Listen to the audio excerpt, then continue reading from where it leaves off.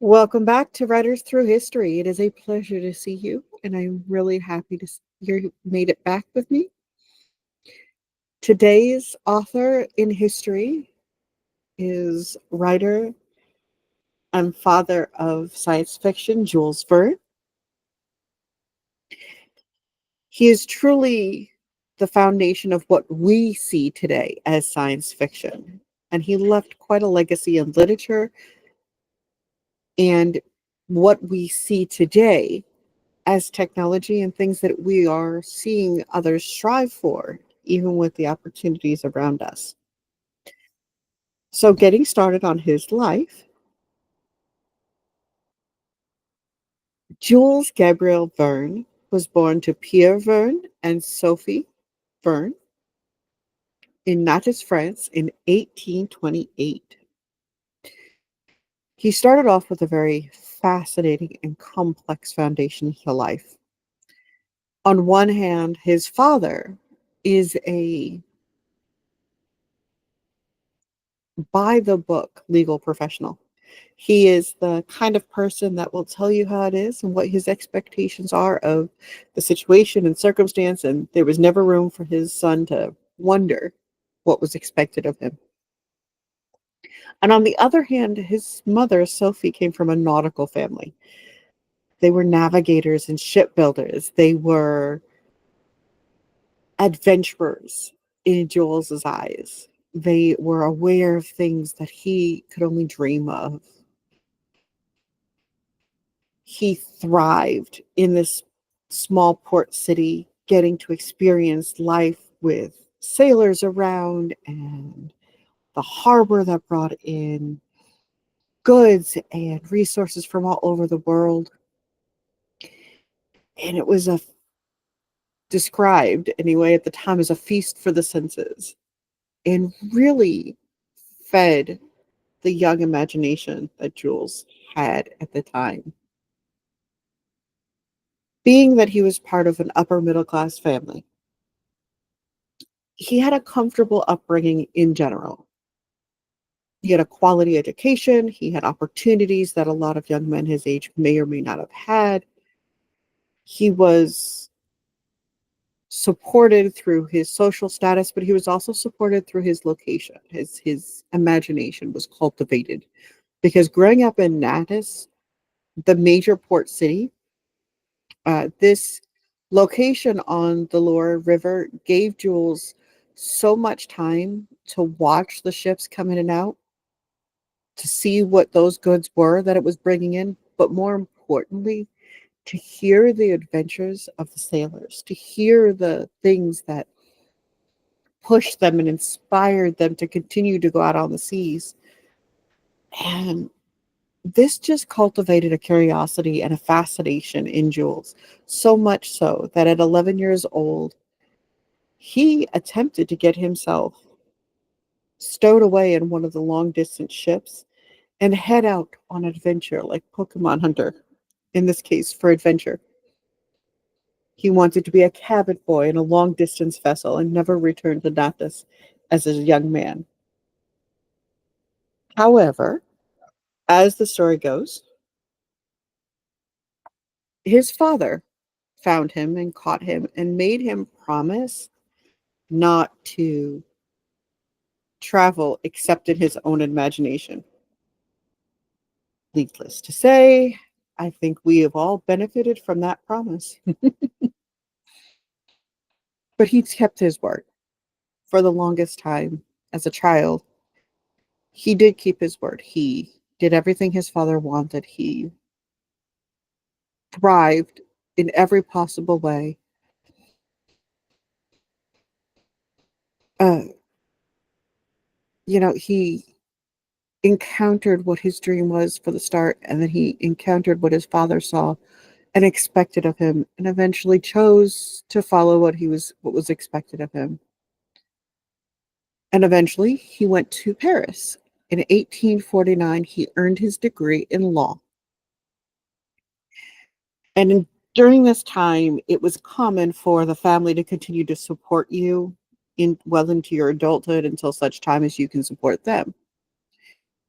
So This meant Jules fell on hard times because in the 1840s in Paris, it was just a thriving location for artistic inspiration, and the theater and the world of late night discussions and art and acting and scripts. And he was meeting major literary figures and soaking up the whole thriving, artistically creative atmosphere Paris offered at the time, which is starkly different from the humdrum, boring life of the by the book legal professional his father saw as his future. And during this time, he met pivotal figures such as Alexander Dumas, who will be on our list of writers through history as well. And through these relationships, his writing was encouraged, despite the fact that his father then cut off all financial support. At this point, he began writing plays and he moved into short stories. And we know eventually he moved further. So instead of pursuing law, he was writing his own fascination, which is just absolutely, absolutely wonderful. Uh, he realized, though, without his father's support, that he would have to get some kind of a job. And he could have probably, with his education and experience up until that point, gotten many jobs, but he was looking for something that gave him the ability to write, something that gave him the ability to continue to pursue his dream. And so he became a stockbroker. It's probably not the most creative thing any of us could think of. And he most definitely did not enjoy it. But it gave him a structured schedule, the ability to pay his bills, and to write in his spare time, which he was known to do. He would get up for hours before he would be expected at work, and he would continue well into the night.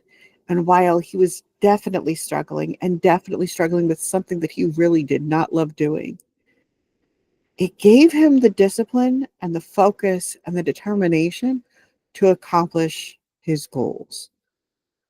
And while this period of time, the family's expectations created a great deal of tension for him, because, of course, as any parent would, Pierre Verne really wanted his son to be secure. And all Jules wanted was his artistic expression through whatever form that took. And when you're dealing with a complex juxtaposition between your duty and your passion, it's hard. And you'll find a lot of this in many of his characters, this internal conflict, this development of this is the thing I want more than anything else, and the thing that I must do because it's the right thing to do. The great thing in this case, though, is that Jules stuck with it and was able to explore his passions. This led him to some wonderful adventures that we got to read about. But in 1857, while still working as a stockbroker, while still desperately wanting to cultivate his writing and creativity, he met Honoré Honoré de Vienne Morel, a young widow with two children already. And this marked a turning point for Jules. This relationship, this practical and grounded woman, brought a bit of reality into his imagination, his fantastical creations, and the world around him that he was so desperate to create. And more than anything, she supported his writing. She was one of the first familial, eventually, voices that encouraged him to continue to cultivate his creativity. Uh, and it wasn't just about being in love with each other or just about being in a partnership, but it was very much between the two of them a balance between art and practicality in the day to day. And she brought that groundedness that Jules needed to continue to work and to continue to fulfill uh, his financial requirements and provide financial stability. And this helped him to be more productive with his writing so that his wife would continue to cheer him on through this process. And it was absolutely beautiful. Honoré supported Jules's literary ambitions, but expected anything a wife would expect. She had two children when they got married, so this was very important. But he found something commercially viable because of this. And in 1861, as they continued to watch his career flourish as a writer, whether it would be his screenplays selling, or excuse me, his stage plays selling, his scripts becoming more known and more performed, or his short stories getting picked up, they, as a family, continued to thrive. And in 1861, Michael Jean Pierre Verne was born, and that was their only child together. And Michael's relationship with his father would go on to be quite tumultuous. The younger Verne, rebelled against Jules' strict parenting, probably something he picked up from his father in his youth. And another family dynamic that would find his way into his fiction would be the conflict and complicated father and son relationship that he had, such as in Dick Sand, a captain at 15, which obviously, goes into the fantastical things.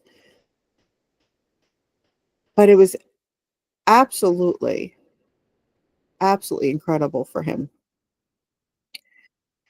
as far as his writing goes, to be able to draw from his experiences with his family, to have the conflict between him and his father, and eventually between his son and himself, and the representation of the duty versus passion that you see themed throughout all of his stories, as well as the dynamics that it creates.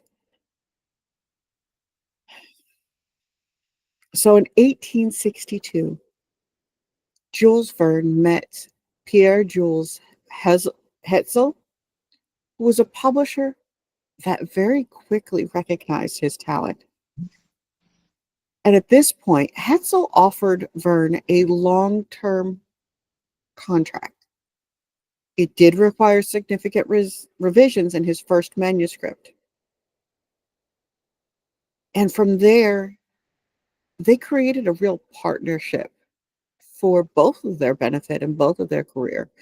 Hetzel was the businessman behind Verne's creativity.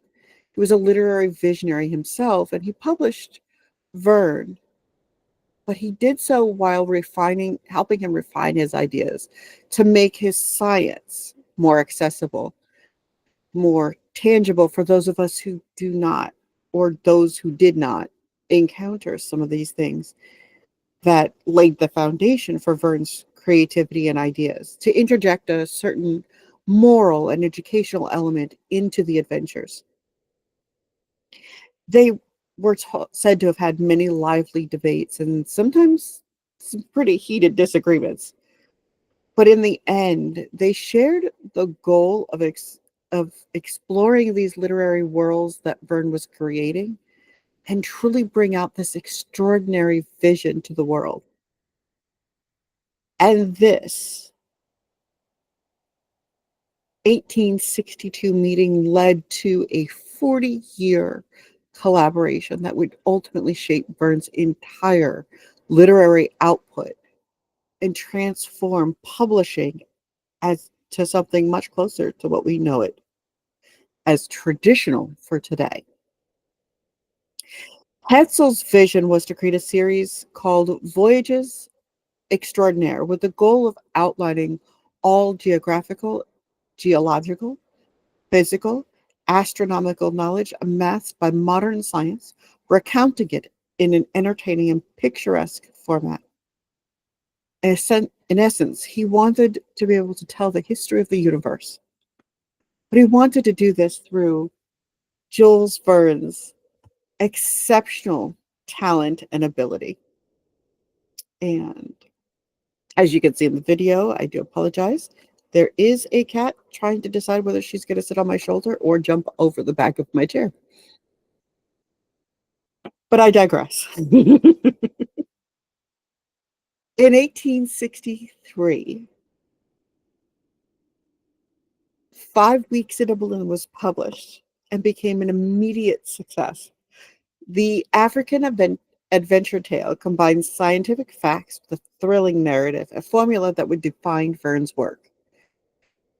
And at last, well, he was 35 years old, but he found his voice, his audience, and from there he became the father of science fiction as we know him.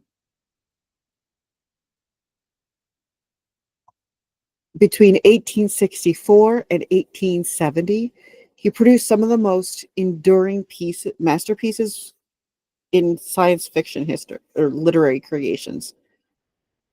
And you've heard probably of most of these. So we're talking about Journey to the Center of the Earth, uh, taking readers through volcanic tubes and exploring underground world, prehistoric creatures, and I believe it was a 1940s movie or 50s movie that came out by that name. Absolutely worth watching. In 1865, he published From the Earth to the Moon and the sequel, Around the Moon. And here he calculated the force needed to escape Earth's gravity and predict weightlessness. He even placed his launch site in Florida a century before NASA did.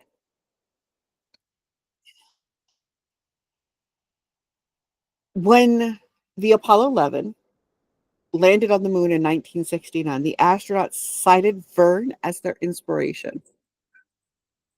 A man with a quill and paper in the 1860s accurately predicted space travel and was able to leverage the storytelling skills that were unprecedented at the time to tell the story of things that we know came to be true. 20,000 Leagues Under the Sea happens to be one of the books that introduced me to Jules Verne. And that came out in 1870, which introduced Captain Nemo and the adventures in the Nautilus, which we know Verne's fascination with the technological innovations and moral questions were absolutely on full display through the entire adventure. But we know that this also came seeded with all the things from watching the ships come in and out of port and hearing the sailors' stories.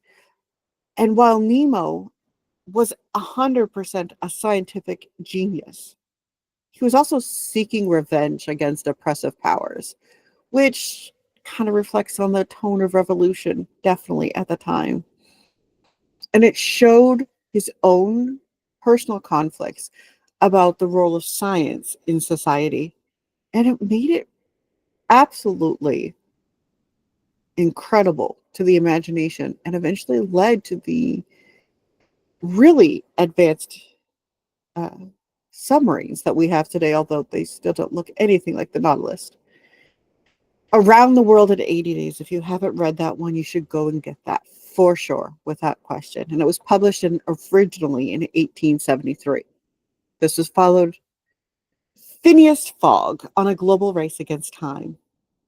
A simple bet led him to travel the world and to do it very, very quickly.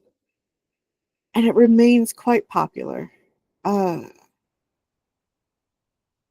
when it was originally serialized, it was published in local newspapers during the time, and it got so well known and so popular that people began to actually place bets around the world to see if Phineas Fogg would make it in time.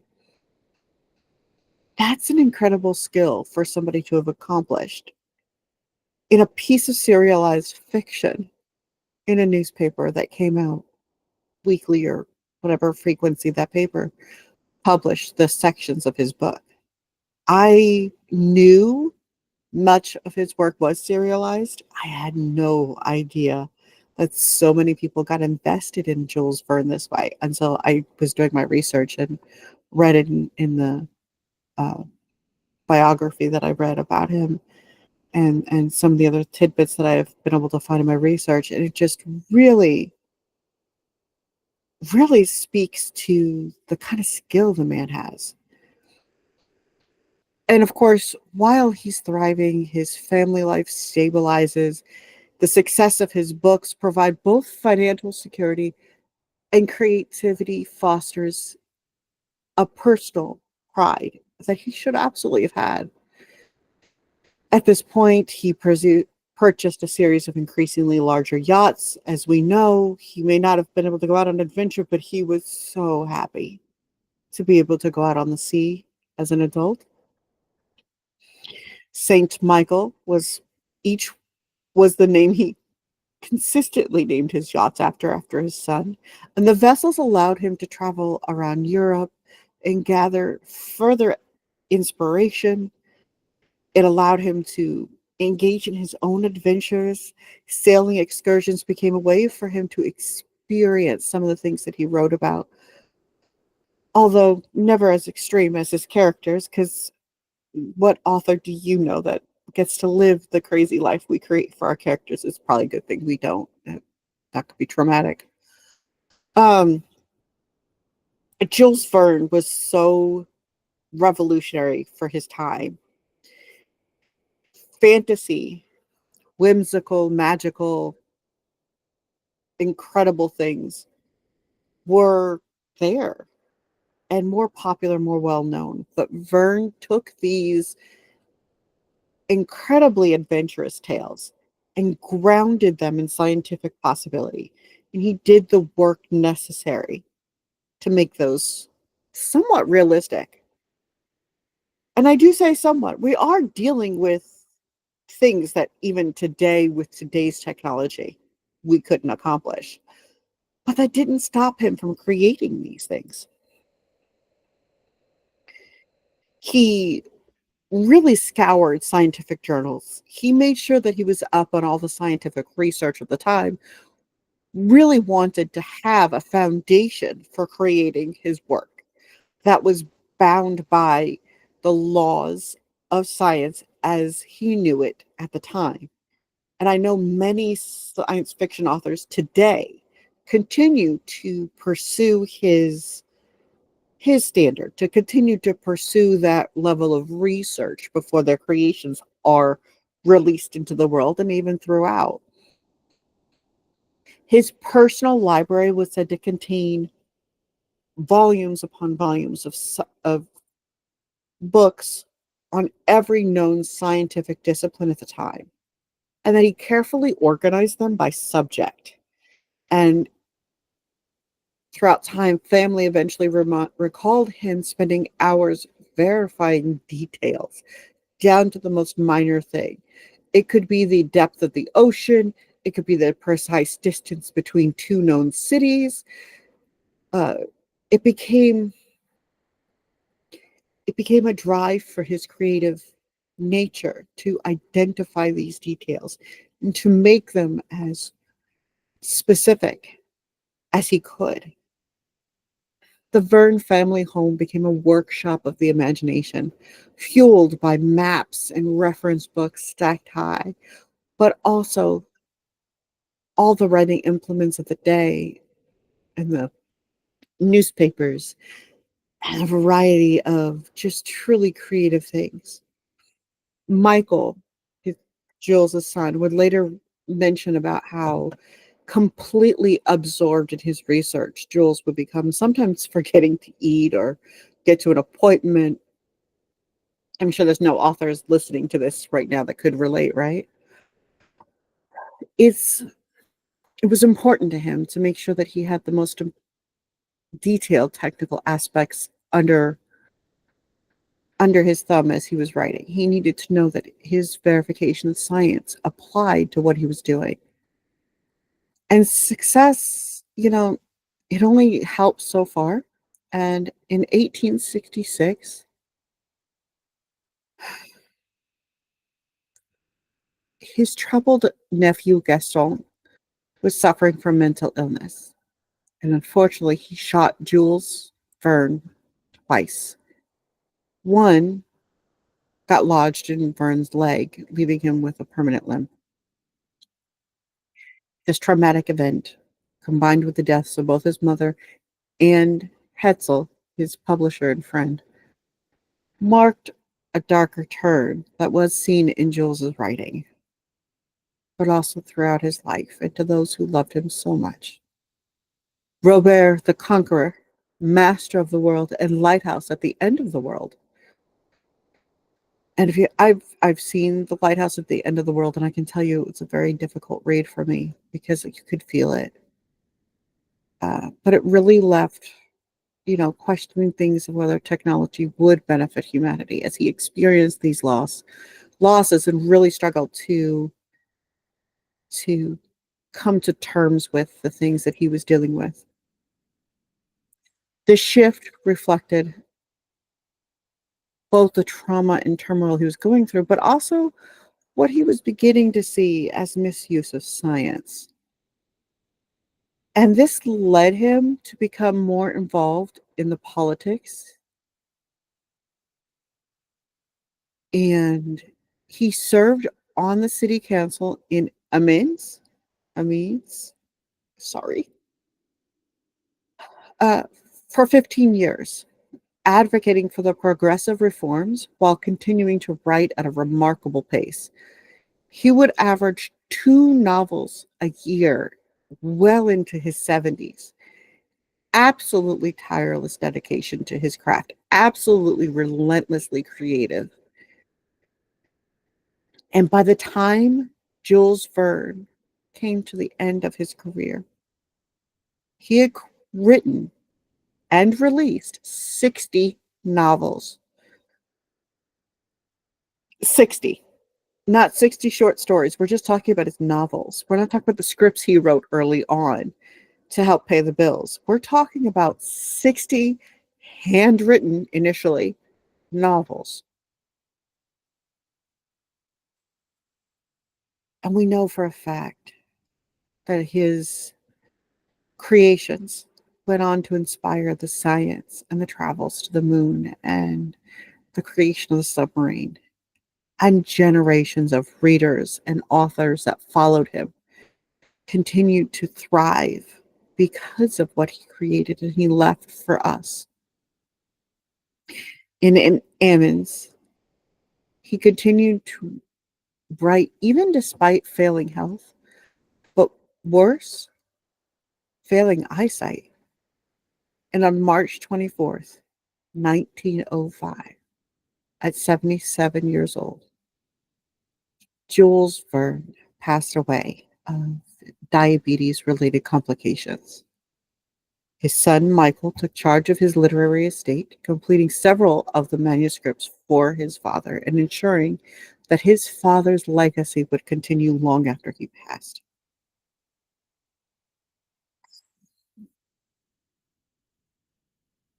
The boy from Natas who dreamed of sailing to distant lands never circumvented the globe himself.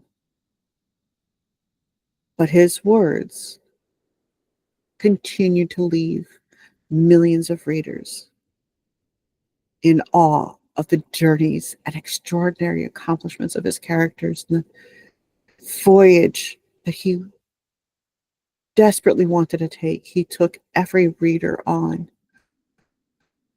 He really demonstrated that science and the ocean were not beyond the realm of possibility. He took the time to prove it through math and through dedication and research. And he provided those paths, even though they were quite fantastical and nothing we have even been able to replicate quite to the level of, say, the Nautilus. But it is undeniably incredible. And we know that his family's maritime connections pushed him forward, and his father's structured life provided him with the discipline he needed when the time came to thrive, pursuing his passion, to raise his family as an author at a time that was not common. So I'm going to tell you again my preferred books for anyone as far as Jules Verne is concerned. It's 20,000 Leagues Under the Sea, Around the World in 80 Days. And if you want an emotional journey, those provide you kind of that hero feeling. The first two, and they're different. Even with the Revenge of Nemo, I'm not going to say other that somehow it doesn't do that, but or that it does that it's not dark. I'm just saying, or doesn't have dark elements. But The Lighthouse at the End of the World, I couldn't finish. I'm not saying don't read it. I'm just saying be prepared when you do. And to be honest with you, for the longest time, I couldn't have told you those were Jules Verne. I could just tell you that I loved the stories. I could just tell you that I enjoyed Phineas Fogg. And then when the movies became known to me, I have not read Journey to the Center of the Earth. I've seen the movie. And I know the movie is nothing. And I enjoyed it. It's nothing compared, I'm sure, the book. So it's on my to be read list. And I'm looking forward to that. But all of that said, we have more authors to come, more writers who left their mark on history. And I am so glad that we got to go on this adventure with Jules Verne today. He was quite dedicated to becoming the first Pokemon-esque hunter to collect all the adventures. And instead, he became the one who crafted them for us all. I look forward to sharing the next one with you. I love you guys. I will talk to you soon.